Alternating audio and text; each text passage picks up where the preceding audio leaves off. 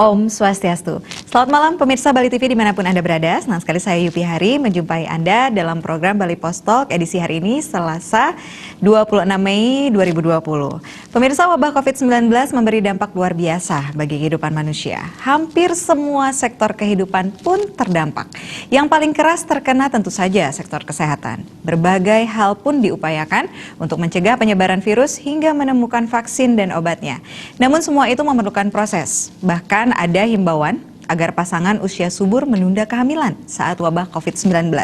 Bagaimana Perkumpulan Obstetri dan Ginekologi Indonesia atau POGI Cabang Bali menyikapi kondisi ini dan apa saja tips bagi ibu hamil saat COVID-19? Untuk itu pemirsa, kita telah terhubung dengan Ketua Perkumpulan Obstetri dan Ginekologi Indonesia POGI Cabang Bali, Dr. Putu Doster Mahayasa, SPOGK. Om Swastiastu, selamat malam. Om Swastiastu, selamat malam. Selamat malam, Dr. Doster. Sehat? Kabar baik? Sehat. Nabi sehat? Sehat sekali, dokter ya. Baik, dokter. Malam hari ini kita akan berbincang terkait kehamilan di masa COVID-19 nih, dokter. Iya, silakan. Iya. POGI menyikapi wabah COVID-19 dulu nih, dokter. Seperti apa? Silakan, dok.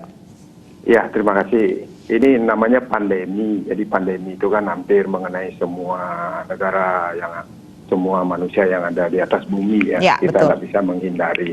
Nah, POGI sebagai satu-satunya organisasi profesi yang menaungi dokter spesialis obstetri ginekologi di Indonesia, itu tentunya juga harus bersiap ya menghadapi situasi ini.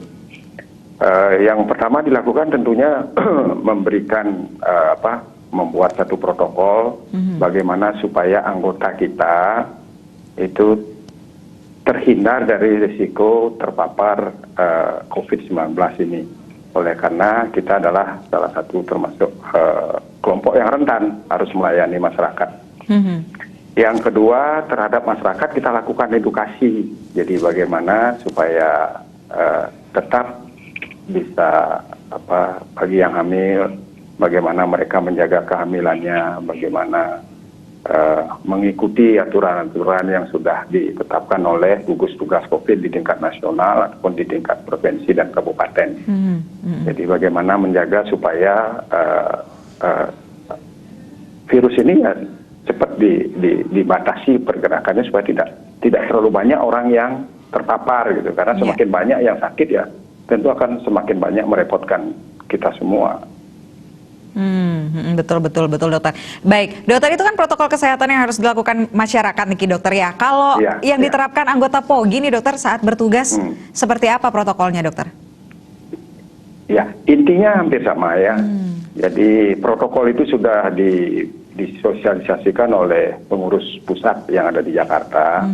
Satu, bagaimana ketika melakukan pelayanan rawat jalan, artinya pasien yang datang ke tempat praktek, ke poliklinik, satu harus dibatasi jumlahnya. Kaidah-kaidah physical distancing, social distancing itu harus dipatuhi. Kemudian pasien diwajibkan memakai masker ketika masuk dilakukan pemeriksaan. Ataupun pengantar pasien juga harus tetap memakai masker. Kemudian dokter ketika melakukan pemeriksaan di poliklinik untuk pasien rawat jalan itu harus memakai APD level 2. Karena kita tidak tahu pasien yang mana yang membawa virus dan tidak. Jangan lupa kebanyakan dari pasien-pasien yang terpapar COVID-19 ini adalah orang-orang tanpa gejala. Jadi tetapi pada saat yang sama dia bisa menularkan melalui dropletnya pada orang lain. Kemudian ketika melakukan pertolongan persalinan, ada kaidah-kaidah yang harus diikuti. Nah, bersalin dan melakukan tindakan operasi ini risikonya lebih tinggi buat dokter dan tim yang ada di sekitarnya. Karena pada pasien yang positif COVID-19 ini, itu pada saat proses persalinan normal itu bisa dropletnya itu bisa sampai 6 meter. Nah, itu protokolnya khusus, jadi dibuat khusus. Cuman persoalannya tidak semua rumah sakit yang sudah siap seperti ini. Jadi kita sudah menghimbau melalui Dinas Kesehatan Provinsi juga, setiap rumah sakit mestinya memiliki satu ruangan khusus. Kalau nanti ternyata tidak bisa dihindari ada pasien hamil ingin melahirkan dengan COVID-19 gitu.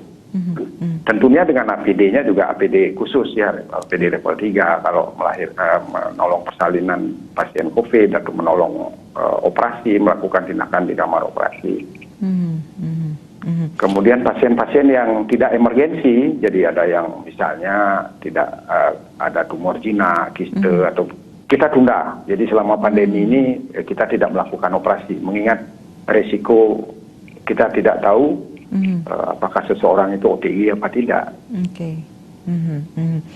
Baik. Ini tadi dokter sampaikan bahwa ketidaksiapan rumah sakit nih, dokter ya, untuk menyiapkan beberapa ruangan yang memang khusus untuk pasien yang hamil seperti itu. Nah, ini ada wacana bahwa menunda kehamilan nih, dokter.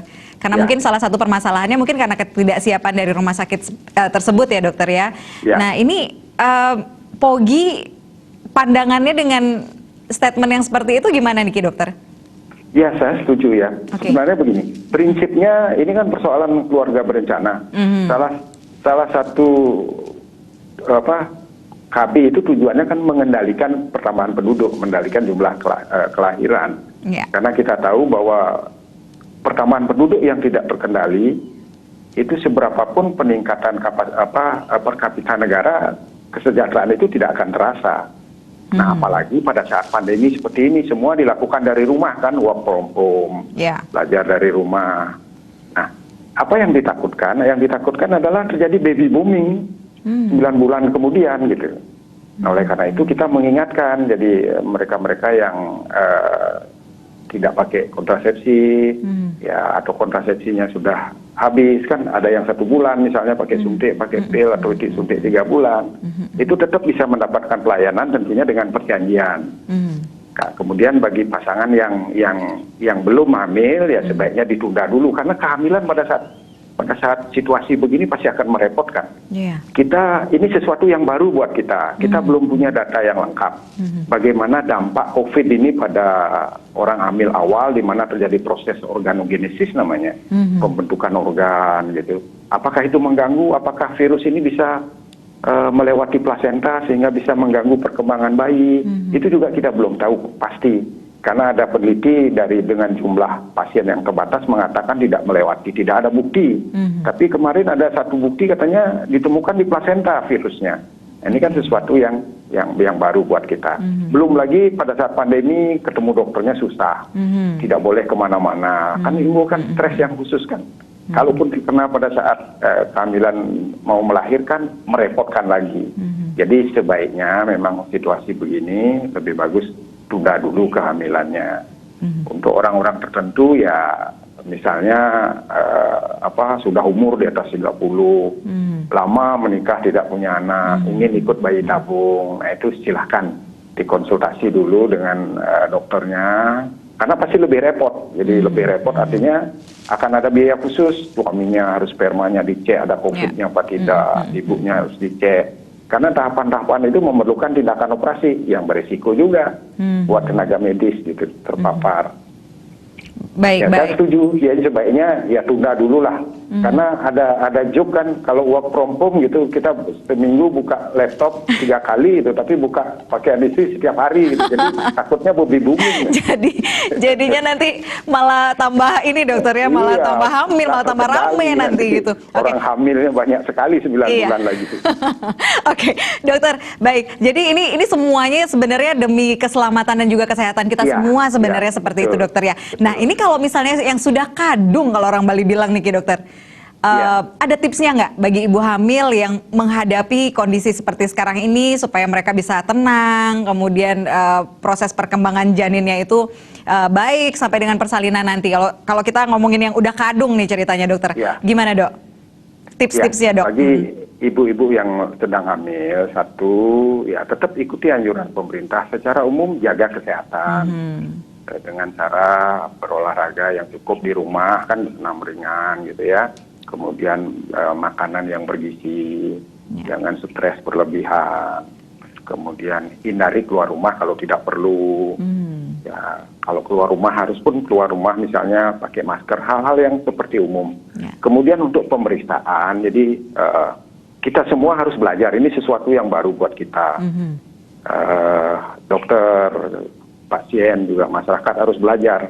Jadi kalaupun ke dokter harus dengan perjanjian. Jangan lagi seperti dulu bisa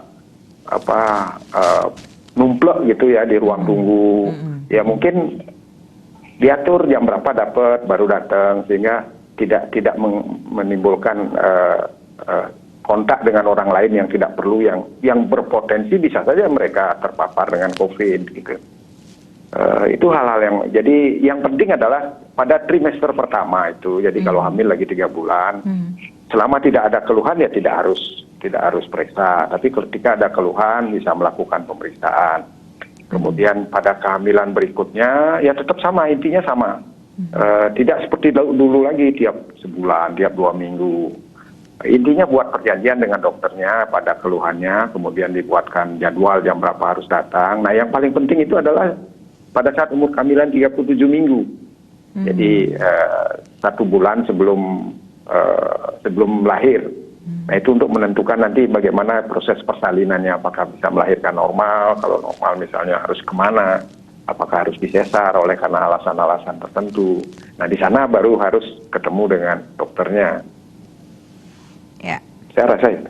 Oke, baik dokter, ini kan kita akan digadang-gadang ketika nanti wabah berlalu nih dokter, kita masuk ke kehidupan new normal atau era baru. Harapan POGI dokter di tengah wabah COVID-19 untuk nanti nih kita menuju ke kehidupan new normal katanya, seperti apa? Silakan dokter Doster. Iya, Bali salah satunya yang memang provinsi yang akan disiapkan untuk menjadi pilot project di Indonesia. Yang pertama tentang kehidupan new normal. Ya saya rasa ini sesuatu yang rasional ya.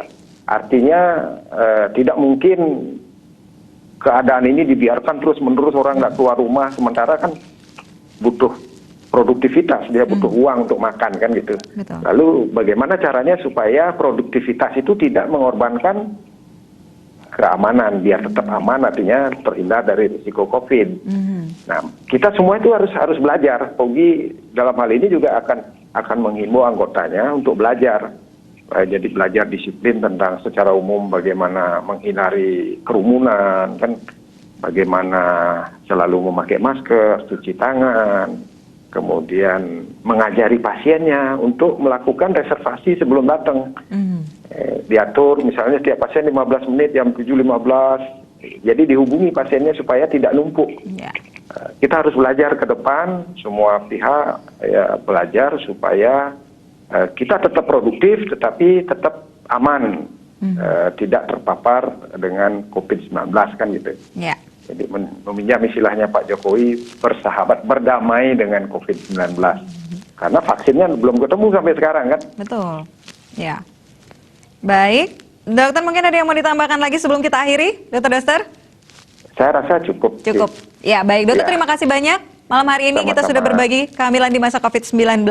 Sebaiknya kehamilannya ditunda dulu, seperti itu, dokter Doster. Ya, bagi yang belum hamil ya. Iya, bagi yang belum hamil. Terima kasih banyak, dokter. Malam hari ini, sehat selalu, salam untuk keluarga. Pemirsa, demikian Bali Postol kali ini. Saya Yupi Hari mengucapkan terima kasih atas kebersamaannya. Sampai jumpa dan selamat malam. Om Santi, Santi, Santi Om.